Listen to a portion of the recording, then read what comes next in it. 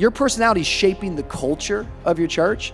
And let's just understand that culture will always eat ideology for lunch. My disciplines are clear when my priorities are clear. And if I can make clarity in my priorities of what really matters today, then I'll be disciplined in those areas. And when you hear the call, you either obey or you don't. And when you hear it as clearly as I heard it, it's either obedience or it's disobedience, blatant disobedience. We're trying to rush ahead, or we're trying to recapture a feeling that we felt in the past, a momentum that we've already experienced. But God's moving right here, right now, right where your feet are planted. I've been scarred enough to know that it's okay to be wounded because he was bruised for my iniquity.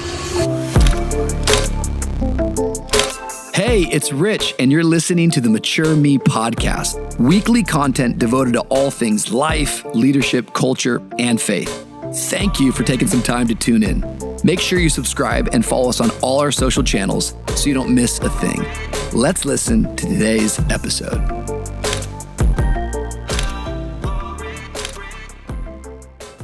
Hey, welcome back to a brand new episode of the Mature Me podcast. My name is Rich Wilgerson Jr., and I'm so glad that you are tuning in. As you probably noticed, this month, some of the content has been a little bit different. It's because we're preparing for next month. But in the process, we didn't want you to go without any content. We are resourcing and taking some of the things from the archives. And today on the Mature Me podcast, we have something really cool planned for you. Back in January, we hosted our pastors' assembly. Over 500 different pastors who came in and descended upon the city of Miami, really for training, impartation, but for community. And one of my favorite parts of pastors' assembly is getting other pastors and leaders up on the stage and hosting a conversation. I always believe that messages and sermons, they don't change people. They behave as a catalyst for change. The reason why I've so enjoyed doing Mature Me is that I think it's through conversation and through community that change really occurs. Today on the Mature Me podcast, I'm joined by some of my friends, different leaders. Joel Tudman from the Fort Lauderdale area, pastors the Faith Center. My friend Dave Niblock, who is all the way across the pond in the UK, pastoring a great church plant. My friend Mariah McManus Goss, leader of Mosaic Music. She is on, and of course, my wife, DawnCheré. Together, we host a conversation, all the different things around leadership. I think you're going to enjoy it. Do us a favor. Like, subscribe, share this content, but more importantly, leave us some comments. Let us know if this is helpful for you. Stay tuned because there's always more Mature Me coming. But let's now go to our conversation. Well, this is awesome. I'm so excited to be joined by these guys. My favorite thing every year at VOUCon, and we started doing this a few years ago, is just getting out of just the long format of just preaching and get to a conversation, because I think we're going to always hear things in this setting that we won't always hear just from the sermon. And I'm joined by some amazing people. This is Pastor Joel Tudman, who leads right here in Broward County. Their church is exploding. Spent many years really as an apprentice to Bishop Jakes. He's got incredible Bishop Jakes stories, by the way. He was on our podcast, and he just did such an amazing job. Dave Niblock pastors in Leeds, England. And you guys are hitting how long has the church been going? Nearly 3 years. Nearly 3 years, but in ministry for decades, though. I used to preach for him back in Bradford, and I just think he and his wife are doing a fantastic job. And then we all heard from Mariah last night, but one of the areas that I love about Mariah is that I think Mariah is just a communicator, that she writes beautiful songs, she leads worship, but I love her preaching, I love her teaching, and I love her leadership. When I go to Mosaic, everything that Jabin was talking about, I think she just embodies that. And she'll never tell it to you that way, but like you just see there's a tribe of people around her, and she's making calls, and she's a creative genius. And I just thought we would host a conversation, DawnCheré, around all of these things. I love it. I don't know about you, but there's just something so special about being able to relate with someone. It's like conversations at the right crossroads in life change everything, right? In every season of my life, it's been relationships that have helped me decide the way that I would go. And I think in this room, like I said last night, we have so much in common. I love that quote. Is it C.S. Lewis that says, friendship occurs when you look at someone and say, oh, wait, you too? Right. I thought I was the only one. Right. And that's what we want to talk about today. You're all incredible communicators, but we want to talk about the relational side of your life. what goes on day to day. And Jabin, when you spoke, it just spoke right to where I'm at in my life. I can say that that was the word for me. I'm grateful he stayed up till 4 a.m. But as he talked about that chair, I guess what I'm wondering is, like, what are some of the daily disciplines in your life? Maybe it's just one thing that makes, I'll ask you, Joel, what are some of the daily disciplines that bring strength and clarity to your everyday life? First of all, thank both of you. Thank you both for inviting me here. You've been very instrumental in our transformation, our transition to Florida. I rise early. I'm a 3 a.m., 4 a.m. man. Okay, Mark Wahlberg. I rise early, but I was doing that as a coach. I coached football for 17 seasons. So I rise early in the morning, and I've trained myself. I'm a master strength coach, so I know the body. I know how to train the body. But recently, since I've been here, I decided to be a student again in my own field. And so I hired somebody to do what I've done for thousands of people. And it reset me, it recalibrated me to listen to others, even though I know just as much as they do. And so that resetting did something to my mind to make sure that it kept me in the seat of an apprentice at all times. So I am a student at everything, even though I may have a title of master strength coach, it's just entitled. In life, I remain a student at all times. So reading scriptures, I'm a student. Praying, I'm a student. Even at being a husband, just being transparent, winning on stage and losing at home. I've dealt with it. It's hard to win on stage. Thousands of people are enjoying your preaching, and you're trying to figure out, are we going to make it? Are we going to keep doing the Mickey and Minnie Mouse in front of the people? Or are we going to survive the trauma that we're going through? And so all of those disciplines, rising early, has helped me to rise in my marriage, to rise as a father, to rise as a leader, to rise as a presenter. So those are some of my daily. Beautiful. Thank you. Dave or Mariah, what would you say? I think for me, I've kind of have this habit of every time I get in my car, I live in Los Angeles. So we are always in the car. That's like what we do. That's like our full-time job is just driving. But I just start talking. And I hope people think I'm talking to someone on the phone, like when they're driving by me, but I'm like fully out loud having conversations with God. And I feel like at my most connected to God, I'm just in the car talking to him like a friend, like a father. And I feel really proud of myself when there's not an end, like a period on the prayer, because it feels like an ongoing conversation. And I'll literally, like in the middle of the day, get in my car and be like, all right, so what we were saying, what we were talking about. And for me, it's just like I feel like I can get so lost in the busyness or lost in the chaos, especially being in a big city. And so to have this like sanctuary, which is just funny because I'm always in there, but it's like the most mundane thing has become holy for me. The most mundane thing has become that altar, like that chair that Javen was talking about. It's just like, this is the time that I have. And, I have a 3-year-old. And so when I get home, it's chaos and 3-year-old stuff and princess dresses and, music, all of it. But the car is like this moment where I just get to be with God. And so, yeah. I think what Mariah is saying, which is really, really insightful, is I love the idea as leaders, you can't listen to yourself. You got to talk to yourself. Two totally different things, because when you're just in your mind listening to yourself, you say crazy stuff. Right. Not every thought is yours. And not every thought that enters into your mind came from a good place. And so sometimes we've got to get our words out in front of us, and our confession has to be louder than our circumstance. And sometimes when you say something that you thought, you're like, that's crazy, but at least I heard myself, and now I can reframe it and talk to myself in a better way. The Bible says David encouraged himself. And so it's good you can preach on a platform, but you got to look in the mirror and preach to yourself. You got to learn how to prophesy over yourself. Come on. You got to learn how to declare some things over yourself. And so I think it's actually a beautiful practice, and I might steal it. I'm going to be driving down the street, and I don't care if people think that I'm praying. I'm going to be talking out loud. What about you, Dave, when it comes to some of this stuff? Yeah, firstly, thank you for including an Englishman on this. Well, we it's very- needed very that inclusive. accent to actually bring us to another level. I understand the King's English. It's very inclusive of you. If I'm honest, sometimes I'm nailing this, and then sometimes I'm badly failing in this.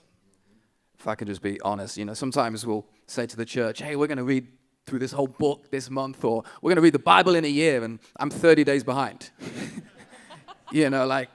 And the youth are coming to me, they're ahead of me. And, I just think every day is an opportunity, is a new day. His mercies are new every morning. And we have 4 kids, 11, 7, 5, and twins who are 5. And so our days change. I do the school one most mornings. We have busy lives like you guys do. And so we just made a decision that when my disciplines are clear, when my priorities are clear.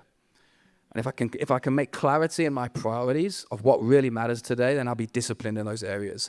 And so I don't just want to be, I grew up, my dad was a pastor. I could hear him speaking in songs at 6 a.m. in the morning on the same chair, like amazing disciplined man when it came to that devotion. And it's been inspiring to me, but I'm quite different to him. I'm not an early riser like you. I'm not in the gym at 3:30 in the morning. I'm still, my head is on a pillow at that point. But I want to improve in those spiritual disciplines, those physical disciplines, the disciplines of, relationships. And so I wake up every morning and basically go, God, search my heart.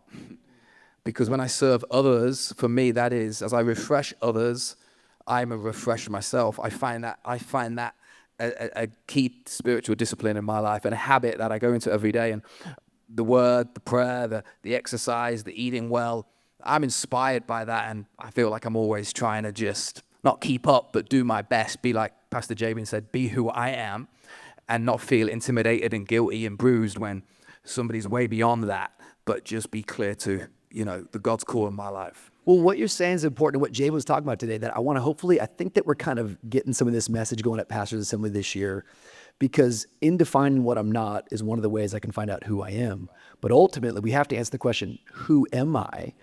And when we're talking about things like spiritual disciplines, this stuff matters because you're going to teach what you know, but you will reproduce who you are. Right. And so, it's out of the overflow of who you are. And, sometimes people will talk about, that church is, personality driven. I know what they mean, but let's just be really honest. Your church is going to take on your personality. Period. It's going to take on your personality. I don't actually think that's a bad thing if your goal is to be the best man. But what is your personality? And by the way, your personality is shaping the culture of your church. And let's just understand that culture will always eat ideology for lunch. This doesn't just happen in your church. This happens at businesses and organizations. This happens on a national level. If you go to Germany, for instance, most people kind of look at God like a police officer. If you go to Switzerland, a lot of people are going to look at God like he's a banker. America, people look at God like a businessman sometimes. It's because there's an ideology, but the culture of that place begins to swallow it, and we create a picture like Jabin was talking about. I suppose I'm setting that up because we're talking about how do I hold this stuff in balance and how do I stay healthy. I like this space because it's sort of like some dense information as we're talking Pastors Assembly. For you, what does it mean to be a pastor? What does that word mean? The reason why I'm even hosting this is because I want to put value on pastors. Not that they have to do it like me or you or how they do it in Leeds or how they're doing it in Broward County, but I want to champion them finding their voice. But we need good pastors. Talk about just the weight of pastoring, how you define it, what that role means to you, and we can kind of go in any order. But pastoring, I started a church in Oklahoma. It's amazing that you're not using a microphone right now, but your voice still sounds like Mufasa. We're going to need to turn his microphone on if it's possible. Did we? Amazing. Praise God. There it goes. I started the church when I was 31 years old, 30 or 29, I don't know, in Oklahoma City. The church grew rapidly and was doing very, very well. At that particular point, how I viewed pastoring as a younger guy, even though I knew I needed to hear from God and to care for the sheep, I still had these pursuits that outweighed purpose.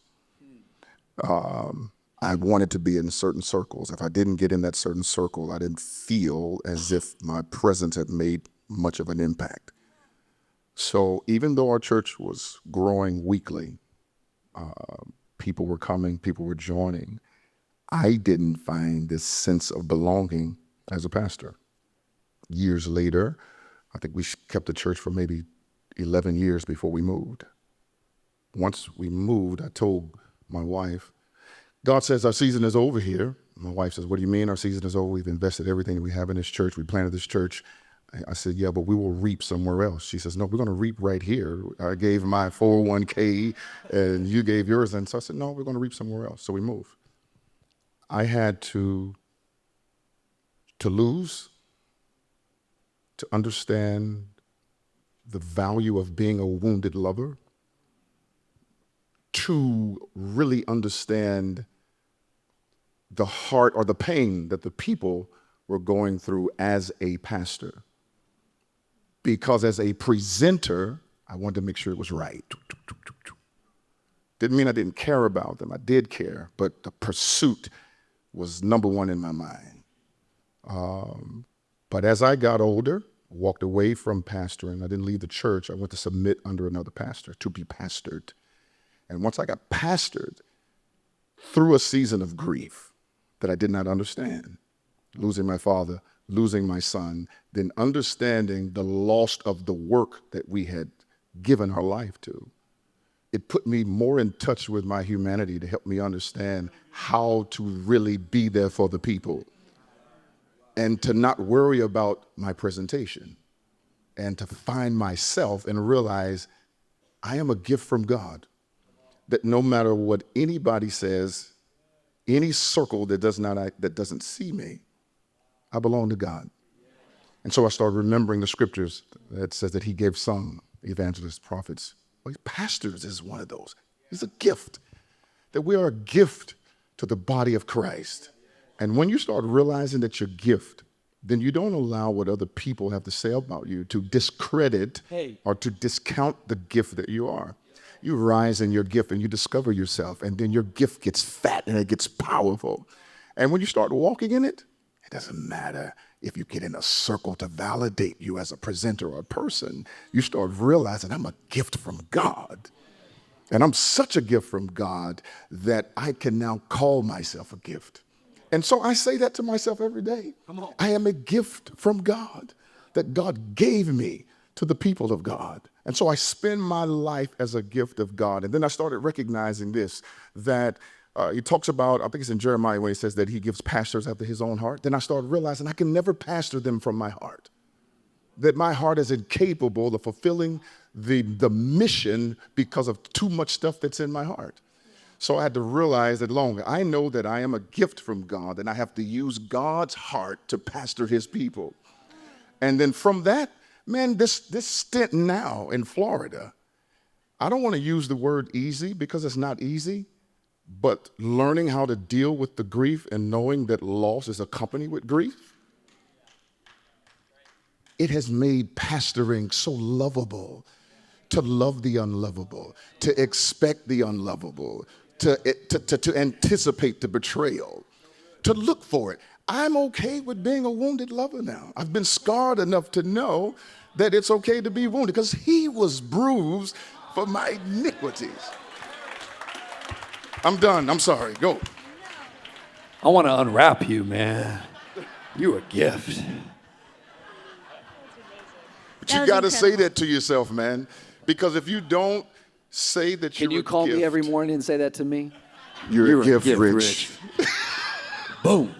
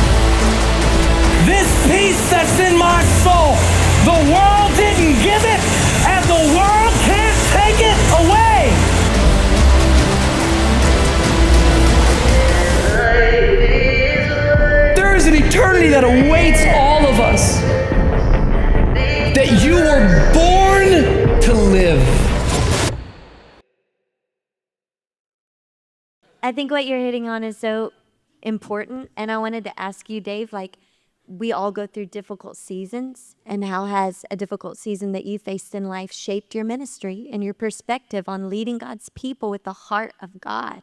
Maybe you could share, just from your journey. Yeah. I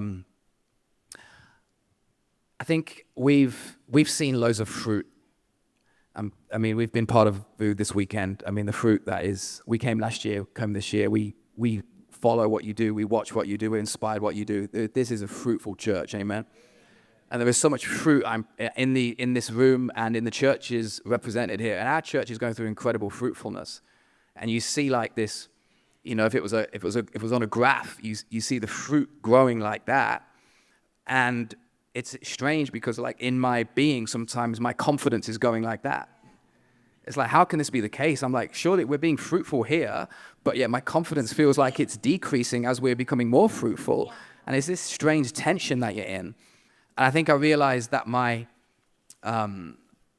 competence comes from my experience, but my confidence comes from encouragement.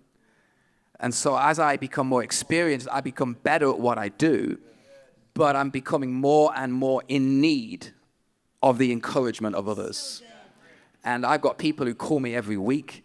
I now call people every week because no matter how great our Sunday was, no matter how big the numbers were, that Tuesday feeling or that Wednesday situation, I still need people to pour that encouragement into me. And I don't just need, I'm not only encouraged by your strength, I'm also encouraged by your weakness. I'm encouraged by the things that don't work. I'm encouraged by your challenges. I'm encouraged by that because we share in that together. That is mutual. And so, the highs and lows of ministry, the mountaintops and the valleys, which I think we all go through, the challenges of co-leading with my wife, raising kids and all of that. There are obviously challenges, staff challenges, and as we continue to grow and see that fruitfulness, I think it's being clear to myself in like what Pastor Jabin says is who am I, and allowing my confidence to grow. I don't have a huge issue with comparison. I'm quite comfortable in who I am. I'm so inspired by you guys. I'm so inspired by so many, but I suppose my kryptonite would be my confidence. That would be the area of my life that the enemy can attack, where you almost have this syndrome that you feel you are intimidated or inadequate, and yet God keeps bringing great growth. And that's where I just think we need the team around us. I think one of the greatest things about a pastor is pastors need to be pastored. And so who are the pastors in my life that can continue to strengthen me during those challenging times? I wanted to ask you, Mariah, when it comes to that confidence, you're in a city that is not easy. There's a lot going on in the city of Los Angeles. And as I say that, I do want to say that we've all been praying for you. We've been praying for your city over the last few weeks and believing that God is moving through the church, through the local church, to meet so many desperate needs in this time. But you've been planted in LA and you love the city you're in. But there are unique creative challenges. How have you embraced it and kept your confidence that this city shouts about anything but Jesus? And they shout it loud. It's on every billboard and everyone's so proud of their identity. How have you stayed confident that, God, you've called me here and I'm not moving because you're doing something whether I see it or not? Yeah, I think it all boils down to just obedience. And I feel like I've tried to live this life. I'm not the senior pastor of a church. I lead our worship team and worship pastor and creative team and stuff like that. So I felt like before I stepped into this call, it was the last thing on this planet. I don't know if that's anyone else's story, the last thing on the planet I ever wanted to do with my life. But I felt the call. And when you hear the call, you either obey or you don't. Wow. And when you hear it as clearly as I heard it, it's either obedience or it's disobedience, blatant disobedience. And so I had to make a decision that I was going to be one of those two things. And I knew that wherever God was, I just wanted to be. And obviously it's a lot of wrestling. What Jabin was talking about on Sunday, there's been a lot of wrestling with God. But every single time, I don't like being on stage. I feel confidence would not be on the top of my list of attributes or traits that I have. But I have to walk in and say, God, you put me here. Yeah. And that just has to be enough. And I tell our worship team, I tell our pastors, it just has to be enough sometimes that God opened this door and you're either obedient or you're blatantly disobedient. And that's just sometimes enough confidence. And that's the same thing with LA. It's it's so, yes, it can be difficult. It's an interesting place. You have so many people coming in and out, people with big dreams who leave with dreams crushed. It is a very interesting, dynamic, beautiful, rich city, and we just have to every day say, God put me here, so I'm obeying. My hands are open like this, whatever it brings, whoever it brings. One new person walks through the door and the chemistry of the church changes. And what a beautiful thing it is that we're not stagnant. We don't stay the same. One person can change everything. And so it's a beautiful thing to stay open-handed and just say, God, you put me here for a reason. I'm open and I'm obedient. And so that's really been my journey, is I just have to say, you put me here. This door was opened by you. I didn't pry any doors open here. I feel sometimes how am I even standing on, even last night, it's how am I even standing here? How am I even able to be friends with you guys? It's such a gift. And I just have to say, I'm here because you opened the door. So I'm going to walk through it and be obedient. And whatever door it opens, I'll just continue to walk through and stay open-handed. And whatever you place in my hands, I'm grateful. So, you're a gift. I'm so grateful for your yes. I think beautiful. That just listening to your story, and the only reason I started talking is because he pointed at me. Okay, all right. I feel like you had a lean in. I liked it. Well, I know that there's pastors here that are struggling with their journey, and I'm not talking about your faith journey. The journey with your church, the journey with the pursuit of it being what you believed it would be by a certain time, or even people that you listen to and you copy because you want to produce what you've seen, which is nothing's wrong with it. But one of the things that I've learned, man, over these last few years of my life is to embrace my own journey. And man, if you can just find a way to embrace where you are with your ministry right now, you will be surprised what that moment births out of you. Because if you push, if you hurry, and your hurry is faster than your hunger, then you'll put yourself in a position where you don't even have the nutrition to feed you at that level. And so you'll have to rob others to produce this false sense of who you are, and you never unwrap the gift that you are. And so as you take this journey, I know he said something about comparison, and it doesn't bother him. Comparison didn't bother me, but man, I'm connected to some powerful people. So I'm not gonna lie, I'm flipping on YouTube back in the days. I'm watching them like, shoot, they got 10,000 people watching, man, they got 9,000 people watching, they got 5 locations, we only got 1. Okay, they're doing 4 services, maybe we can go to 2. We're not even ready to go to 2, you know? And I'm like, we go to 2, it just sounds better. You know what I'm saying? Yeah. It just sounds better. You know, we're one church in 4 different places, and you can't even fit into one place you got. You know, it's just like, you just want to sound like you got it going on. But man, let me tell you something. You have it going on right where you are. And I promise you, your journey will produce a you that copying other people will never produce.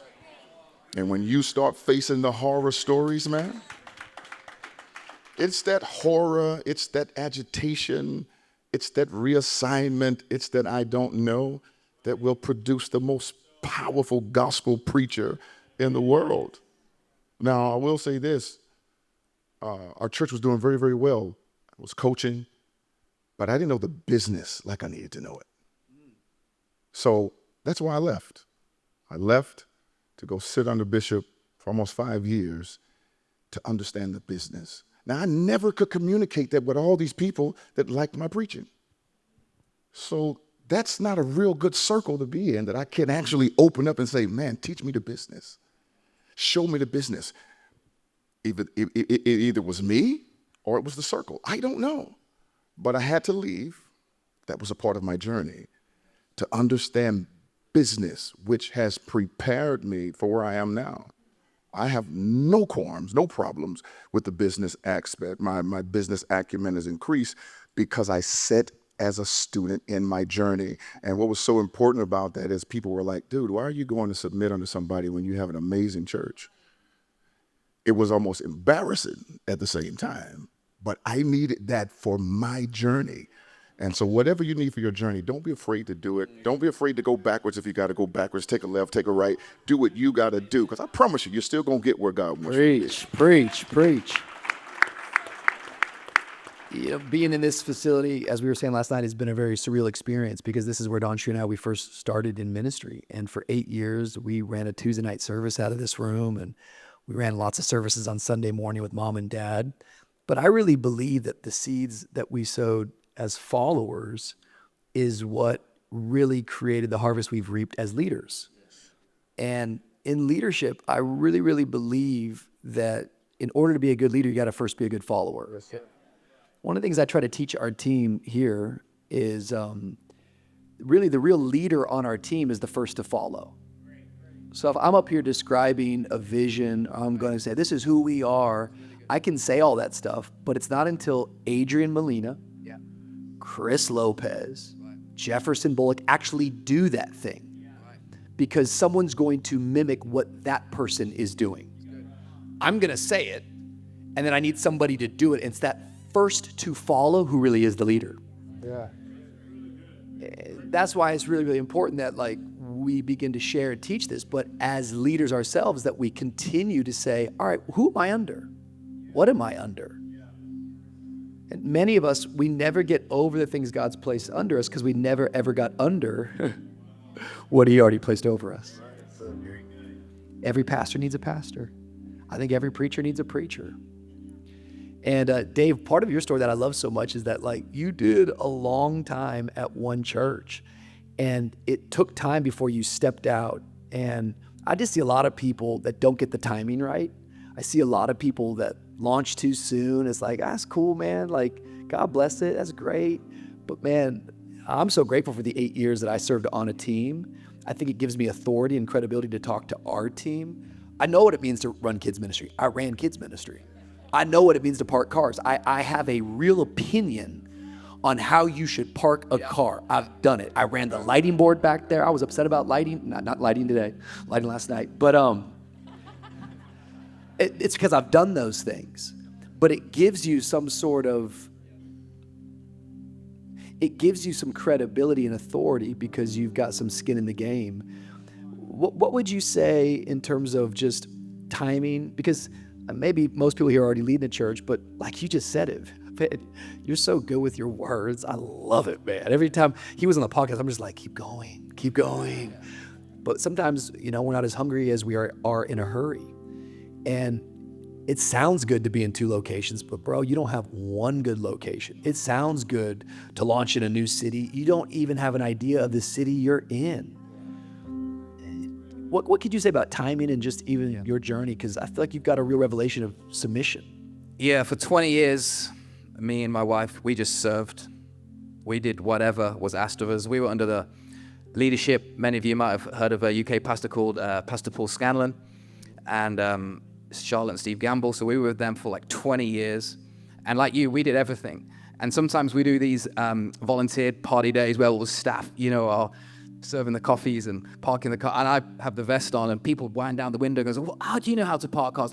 We've done that. Like you say, for 20 years we did that. And over that time, people were often saying, come on, when's your time to go? You guys need to step out. But we just knew for that period of time, we are here to serve. And we served in youth ministry and young adults ministry for 15 years. Friday night, people didn't invite us to a party on Friday night for 15 years. We were just committed. And And then over time, we just had this sense, and it wasn't a struggle. There was an ease to it.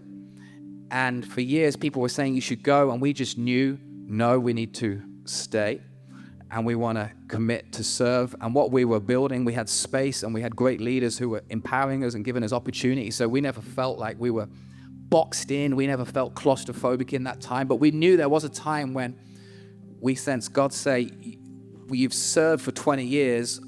I now want you to lead for the next 20 years and really lead. And so from 20 to 40, we served. And from 40 to 60, our plan is to lead. And then from 60 to 80, our plan is to chill. But we just did it with counsel, wise counsel, not just people who had good ideas and people who saw a great opportunity, but we did it with wise counsel. We did it as honoring as we could. We kept our hearts as pure as they possibly could. We had to be honest. We had to have the bravery to have honest conversations. We had to say what we felt God was doing in our heart, some of the vision that we placed, but ultimately we placed it in their hands, and we said, look, we would love for you to discern and decide what you think the next step is for us. And from that, God opened up an amazing opportunity for us to continue pastoring in Leeds. And you hear some, crazy, horrible stories of fallouts and splits and disunity, and it's just not pleasant for anyone. And that is the last thing we want to do. Like, we ain't even engaging in any form of split and hostility and fighting. Like, we'll just keep doing what we're doing if that's going to be the case. But God, if your grace is on this and your timing is right, then God, you will open the door. And he did. And from that moment, you could just see the fruit and the favor on it. And, we don't commend ourselves on that. We commend the whole team and the pastors and leaders who worked with us on that. And so, yes, a little bit of our journey. Wisdom is learning that timing is everything. Yes, sir. It's wisdom. It's wisdom. And I want to encourage you that those that wait on the Lord, he will renew their strength. Great. Some of us, we're in such a hurry. Life's longer than you give it credit. Solomon, the wisest man to ever live, his first assignment after he gets this great gift from God of wisdom, 2 prostitutes come in with a baby, and they have this baby, and one says it's hers, and the other says, no, mine died, but she, this is my baby, and they can't figure out. They both had babies. One baby's dead, and so they're fighting. It's my baby. It's my baby. It's my baby. And what does Solomon do? He says, get my sword. What we'll do is we'll just cut the baby in half, and you can each take a half. And one so-called mom said, yeah, do that. Do that. But the real mother said, oh no, don't split the baby. She can have the baby. And right away, Solomon said, oh, I know who the real mom is. Do you know how many people in ministry would rather split the baby? I don't know what associate pastors I'm talking to in this place right now. I don't know who came with their team, who's got some other kind of thing thinking about right now. You allowing the baby to be split already shows me that you do not have the heart of a father or a mother. Because the real heart would say, no, I want unity. You can have it. You can have the church. You can have the church. We need wise leaders, and timing is so important. And I just think as we're coming around here, I'm thinking about culture, and I'm thinking about Mariah and the team at Mosaic. There's a lot of pastors in here.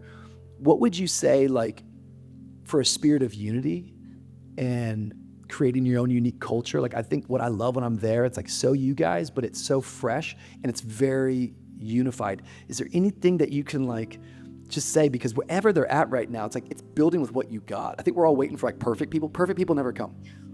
Okay? Great leaders don't get perfect people. They build the right people. Yes, sir. You just got to work with what you got, And every time I've just been around for years, I've been coming around, it's just man, this is unified. I feel like you just do that naturally, and maybe you're I don't know if I've got language for it, but is there anything you could weigh into that?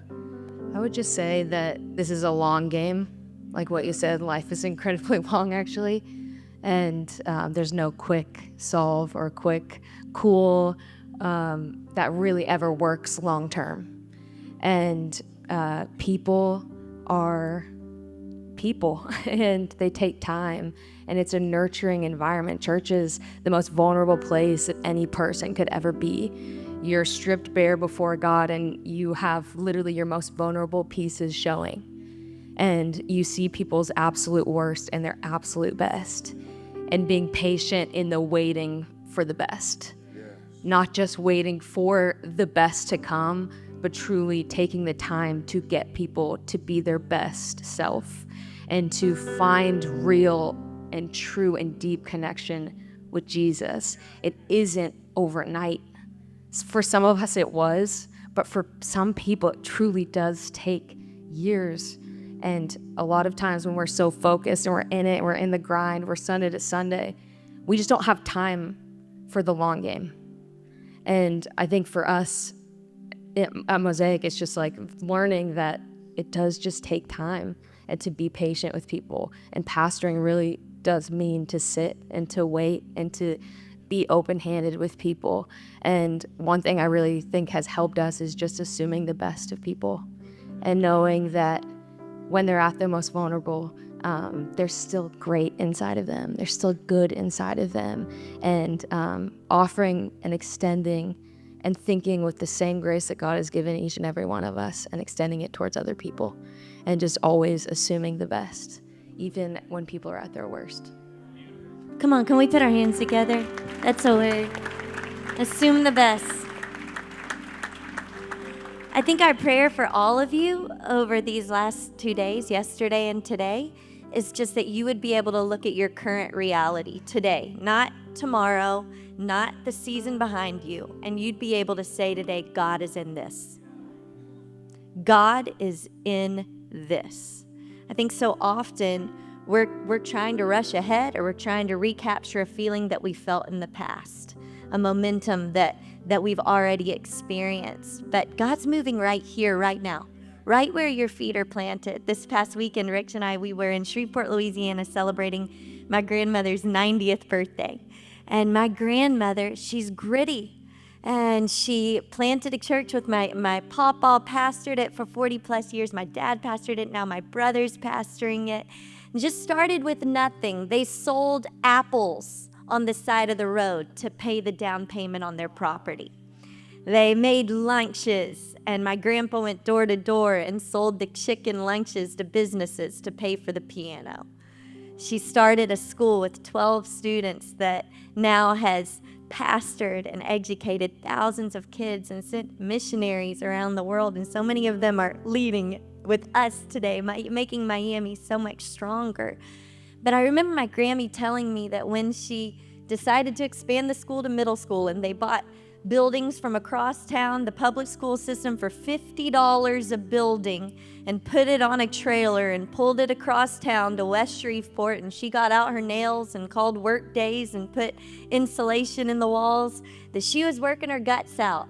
And she felt like she was such a disappointment to God because she was working so hard in that season, and she didn't feel like her prayer life was where it needed to be. She didn't feel like her devotion life was where it was needed to be. And one day as she got in the car early morning, God spoke to her and said, "Francis, where do you think I am?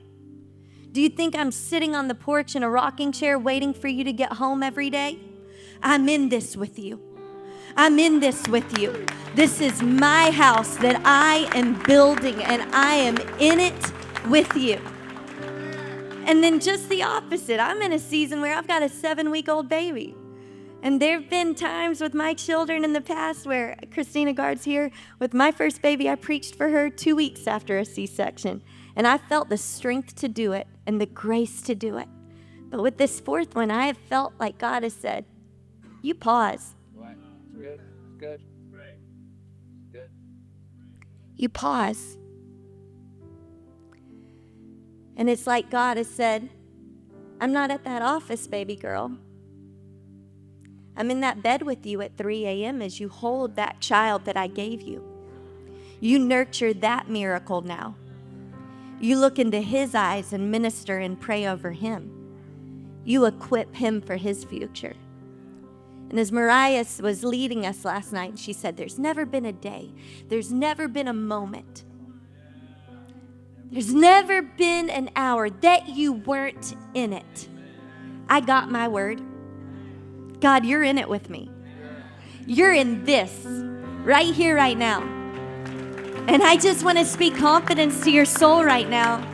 I think there's some specific people in this room. I feel like there's someone in this room that you're a caretaker for your parent. I want you to know God is in it. That you are right where you need to be. That this is your finest hour of ministry.